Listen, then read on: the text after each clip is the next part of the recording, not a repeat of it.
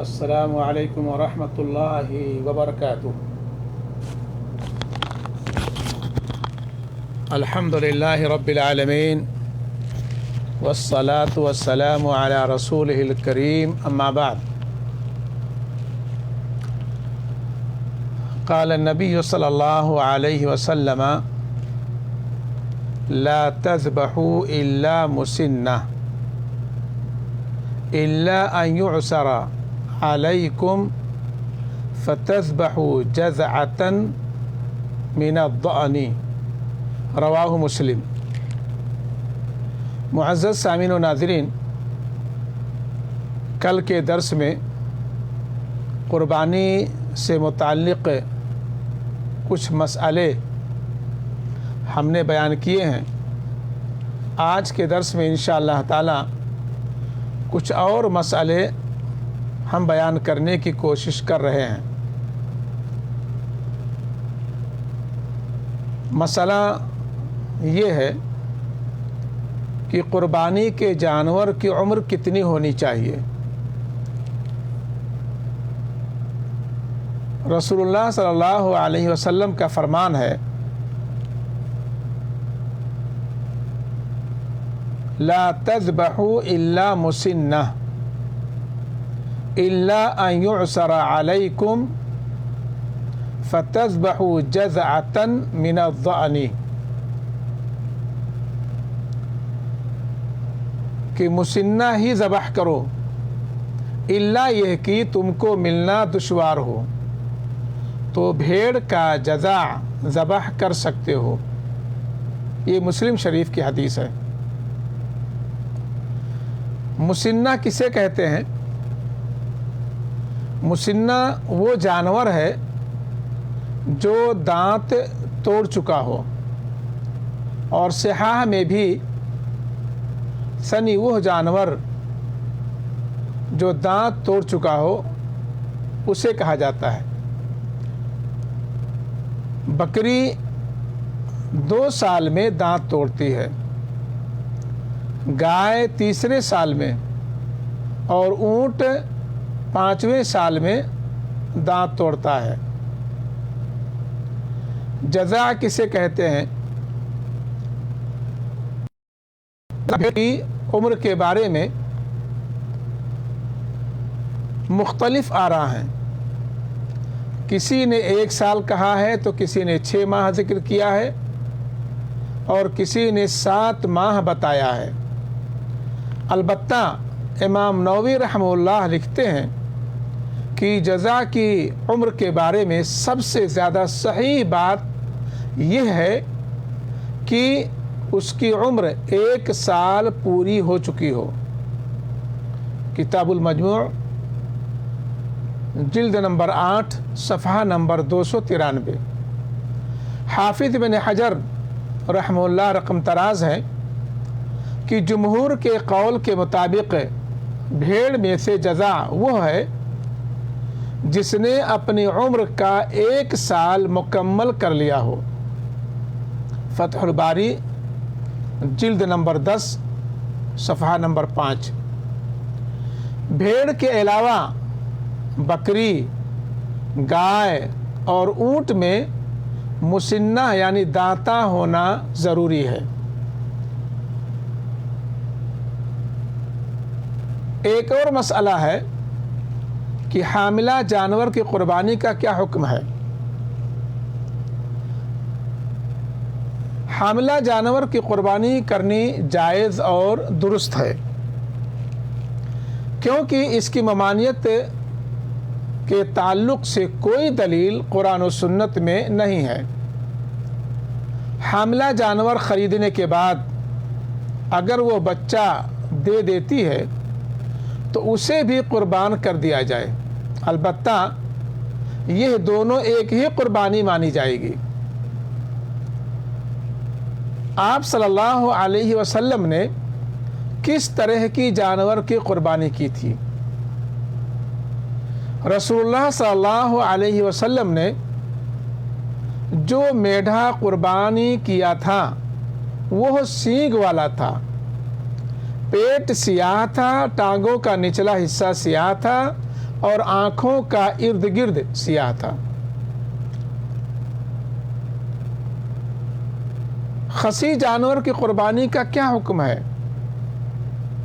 خصی جانور کی قربانی کرنی جائز اور درست ہے، کیونکہ آپ صلی اللہ علیہ وسلم نے خصی جانور کی قربانی کی ہے، جیسا کہ حدیث میں ہے، ابو داؤد شریف میں ہے اور ارواء الغلیل میں امام البانی رحمہ اللہ نے اسے ذکر فرمایا ہے۔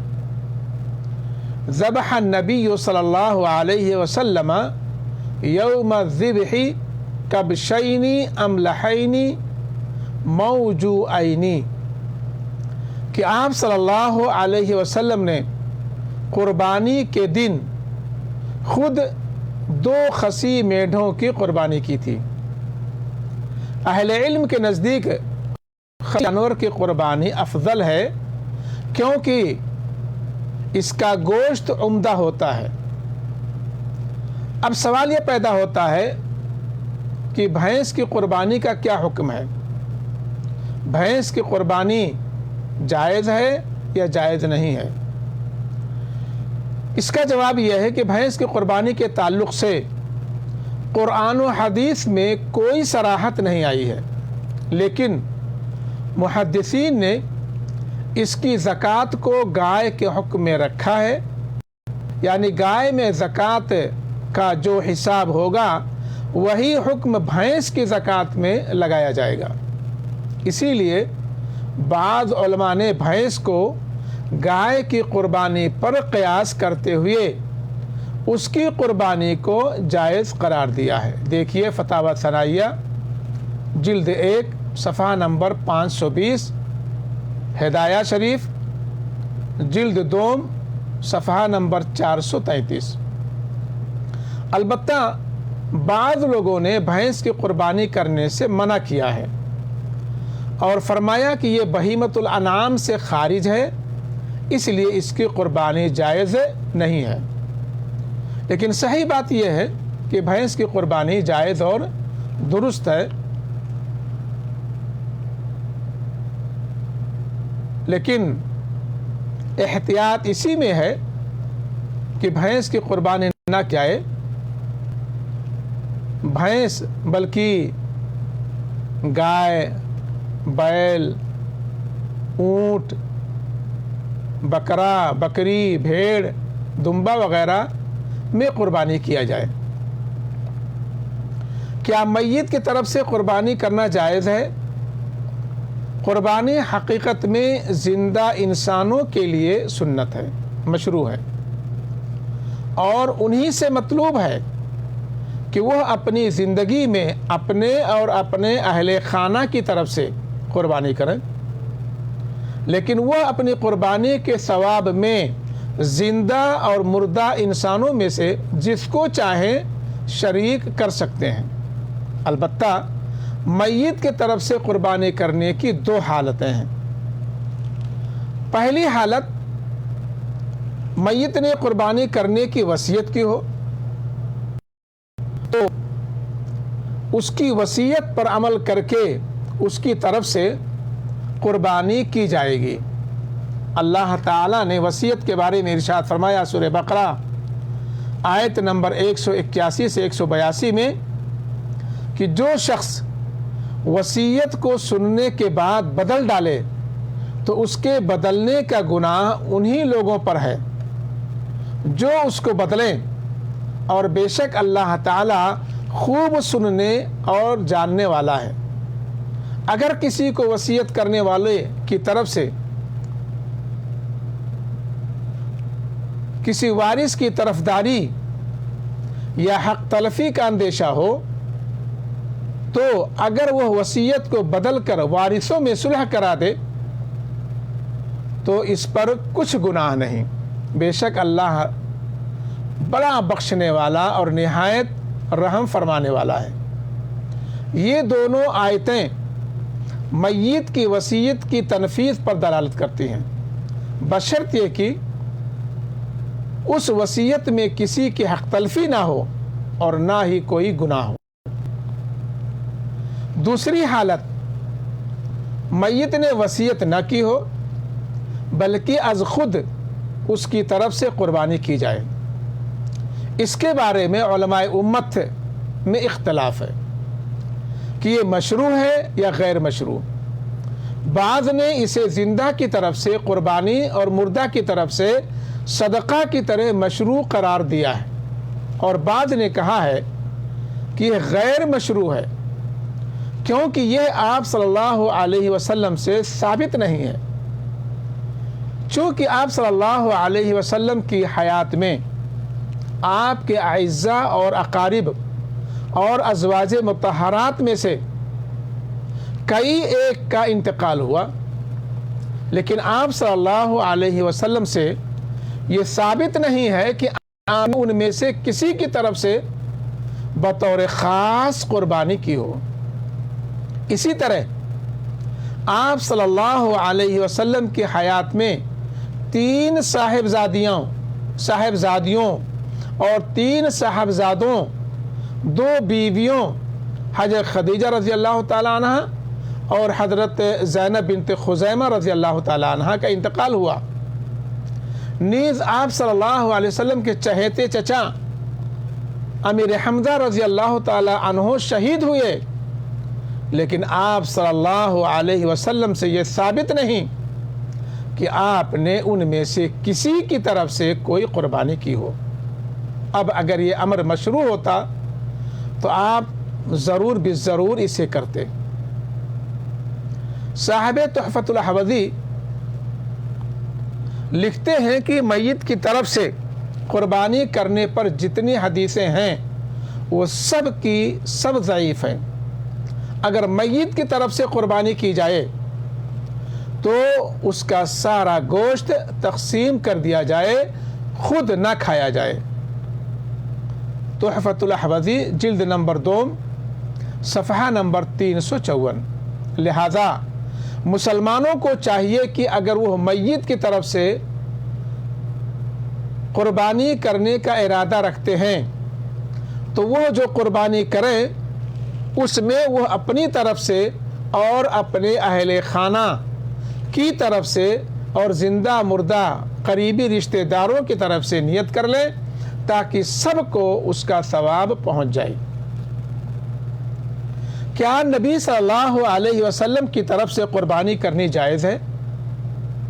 قرآن و حدیث میں کہیں بھی اس کا ثبوت نہیں ملتا کہ آپ صلی اللہ علیہ وسلم نے اپنی امت کو حکم دیا ہو کہ میری طرف سے قربانی کرو، حج عمرہ کرو، نماز وغیرہ پڑھو. بلکہ آپ صلی اللہ علیہ وسلم نے فرمایا میرے اوپر زیادہ سے زیادہ درود بھیجو. بہت سارے لوگ کہتے ہیں کہ اگر آپ کو 2 قربانی کرنی ہو تو ایک نبی کریم صلی اللہ علیہ وسلم کی طرف سے، دوسری اپنی طرف سے کرو. تو اس کی کوئی اصل اور بنیاد نہیں ہے. صحابہ کرام جو آپ صلی اللہ علیہ وسلم پر جان نچھاور کرنے والے تھے انہوں نے ایسا کبھی نہیں کیا. اس لیے ایسی بے بنیاد چیزوں سے بچنا چاہیے. کیا قربانی کا ثواب فوت شدہ شخص کو ہدیہ کرنا جائز ہے؟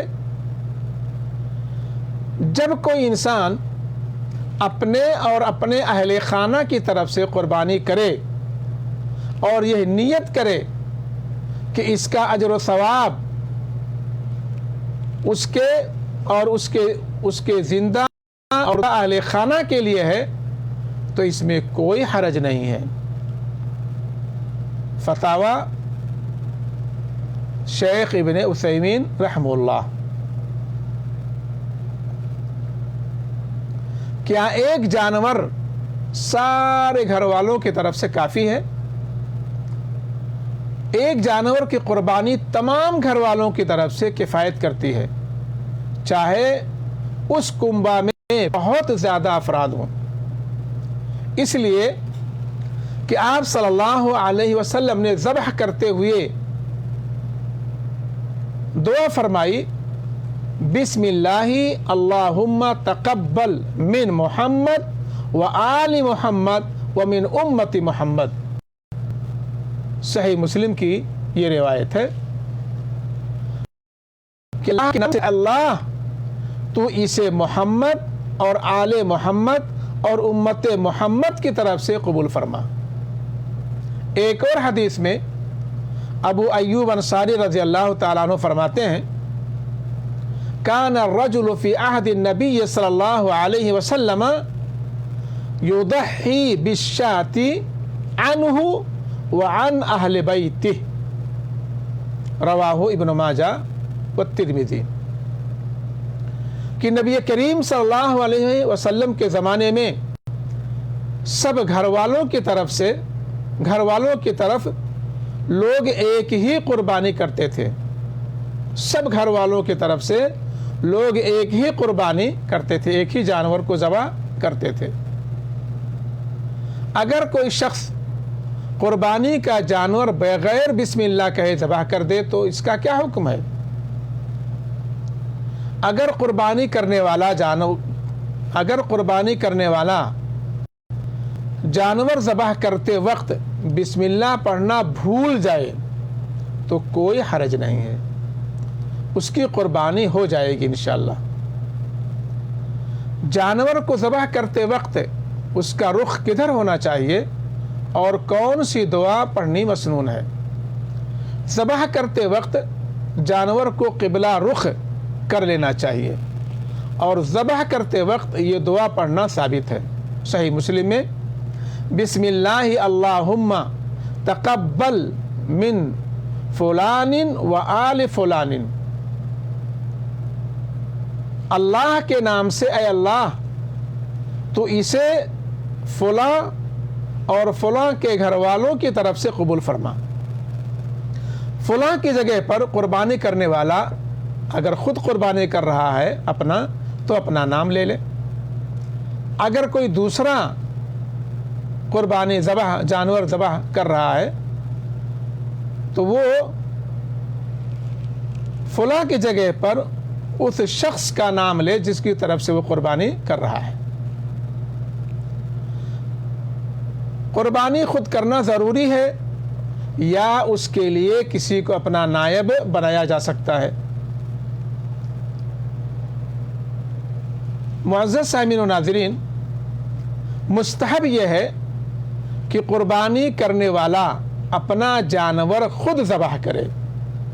اگر خود نہ کرنا چاہتا ہو تو پاس کھڑا ہو جائے اور دوسرے کو اپنا نائب بنا دے تو اس میں کوئی حرج نہیں ہے. آپ صلی اللہ علیہ وسلم نے 63 اونٹ اپنے ہاتھ سے ذبح فرمائے اور باقی مادہ اونٹ کو ذبح کرنے میں حضرت علی رضی اللہ تعالی عنہ کو اپنا نائب بنایا. تو معلوم یہ ہوا کہ اپنا نائب بنا سکتا ہے, کوئی حرج نہیں ہے. کیا عورت قربانی کا جانور ذبح کر سکتی ہے یا نہیں کر سکتی ہے؟ عورت کے لیے جائز ہے کہ وہ بوقت ضرورت قربانی یا دوسرے جانور کو ذبح کر سکتی ہے. شرط یہ ہے کہ اس کے اندر ذبح کے اور دوسرے شرائط موجود ہوں. امام بخاری رحمہ اللہ نے ذکر کیا ہے وَأَمَرَ أَبُو مُوسَى رضی اللہ تعالی عنہ بَنَاتَهُ أَن يُضَحِّينَ أَيْدِيهِنَّ. ابو موسیٰ اشعری رضی اللہ تعالی عنہ نے اپنی بیٹیوں کو حکم دیا کہ وہ اپنی قربانیاں خود ذبح کریں. ایک دوسری روایت میں کعب بن مالک رضی اللہ تعالی عنہ سے مروی ہے کہ ان امرأۃ ذبحت شاۃ بحجر فسئل النبی صلی اللہ علیہ وسلم عن ذلك فامر باکلها. رواہ البخاری. کہ بے شک ایک عورت نے پتھر سے ایک بکری کو ذبح کیا, نبی اکرم صلی اللہ علیہ وسلم سے اس بارے میں دریافت کیا گیا تو آپ صلی اللہ علیہ وسلم نے اس کے کھانے کا حکم دے دیا. کیا عید الاضحیٰ کے دن قربانی کا گوشت پہلے کھانا ضروری ہے یا ضروری نہیں ہے؟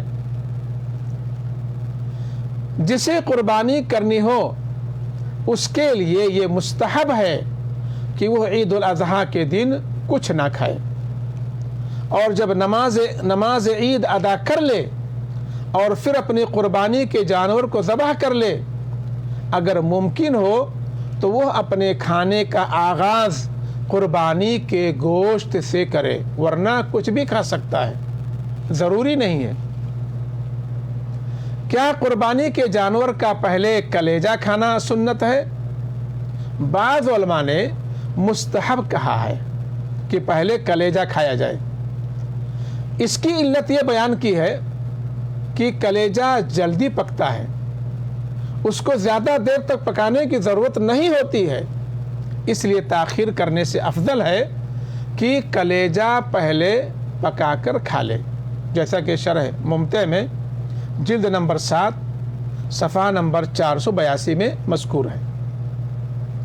قربانی کے گوشت کی تقسیم کی کیا شکل ہے؟ سلف صالحین کا طریقہ رہا ہے کہ قربانی کے گوشت کو 3 حصوں میں ڈیوائیڈ کرتے تھے، تقسیم کرتے تھے۔ ایک حصہ اپنے گھر والوں کے لیے رکھتے، دوسرا حصہ دوست و احباب، پڑوسیوں اور رشتہ داروں کے لیے ہدیہ کرتے، اور تیسرا حصہ فقیروں اور مسکینوں کو صدقہ و خیرات کرتے۔ تو ایسا کرنا یہ مستحب ہے، ضروری نہیں ہے۔ کیا قربانی کا گوشت امیر اور فقیر سب کھا سکتے ہیں؟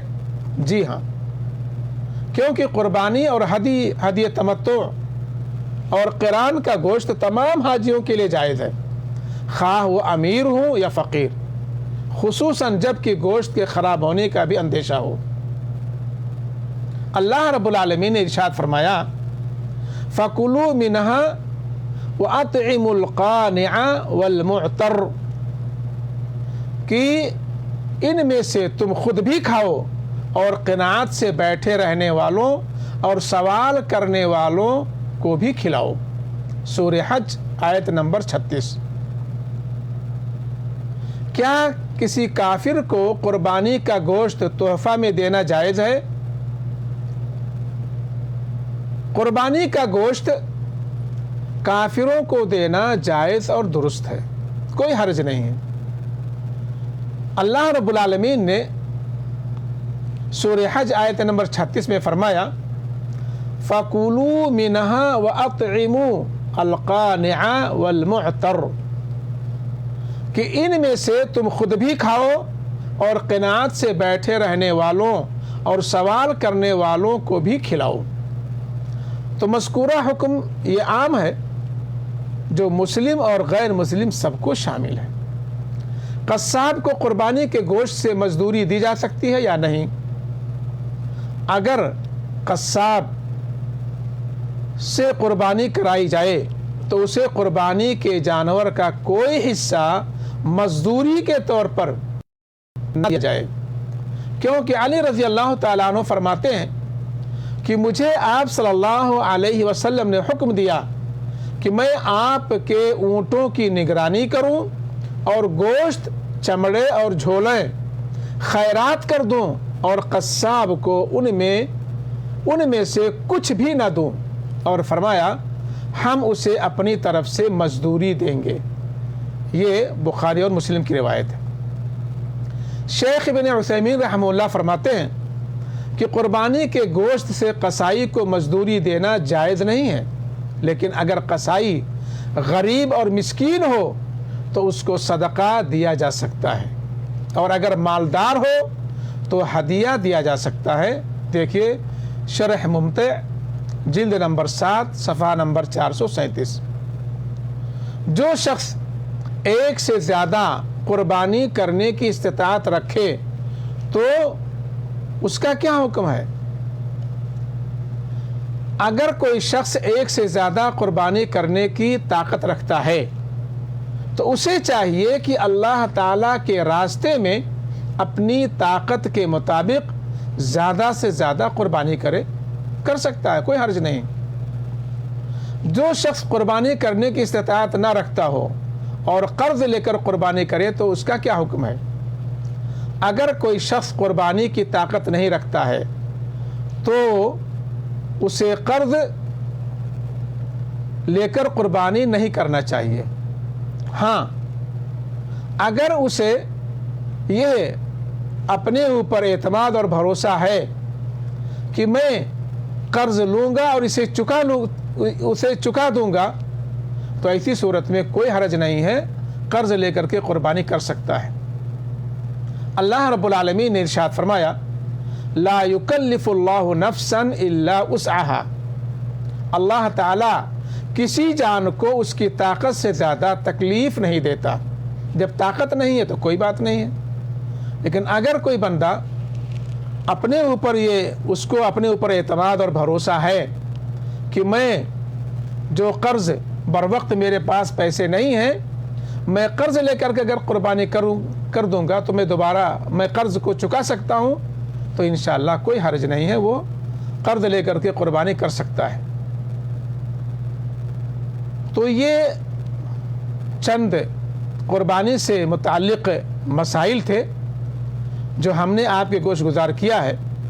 انشاءاللہ تعالی اگر مجھے کل موقع ملا تو کچھ اور مسئلے آپ کے گوش گزار کروں گا، ورنہ نہیں۔ اللہ رب العالمین سے دعا ہے کہ اللہ تعالی ہمارے اندر اخلاص و للہیت پیدا فرمائے، اور اللہ تعالی ہم جو بھی اللہ تعالیٰ کے راستے میں قربان کریں اسے شرف قبولیت حاصل ہو۔ اللہ رب العالمین ہم سب کو آج کے دن، یعنی ہمارے یہاں سعودی عرب میں آج یوم عرفہ ہے، یعنی 9 ذی الحجہ ہے، ذی الحجہ کی 9 تاریخ ہے۔ آج کے دن ہم نے جو کچھ عبادتیں کی ہیں، اور ہمارے وہ بھائی جن کے یہاں کل 9 ذی الحجہ ہوگا، وہ لوگ کل جو بھی عبادت اور بندگی تیری خوشنودی کے لیے کریں، اے اللہ تو انہیں شرف قبولیت عطا فرما۔ اللہ تعالیٰ ان سب کو، یعنی جو بھی عبادتیں ہم نے کی ہیں، ان ساری عبادتوں کو ہم لوگوں کے لیے نجات کا ذریعہ بنا۔ ربنا آتنا فی الدنیا حسنہ وفی الآخرۃ حسنہ وقنا عذاب النار۔ صلی اللہ علی خیر خلقہ وآلہ وصحبہ اجمعین برحمتک یا ارحم الراحمین۔ والسلام علیکم ورحمۃ اللہ وبرکاتہ۔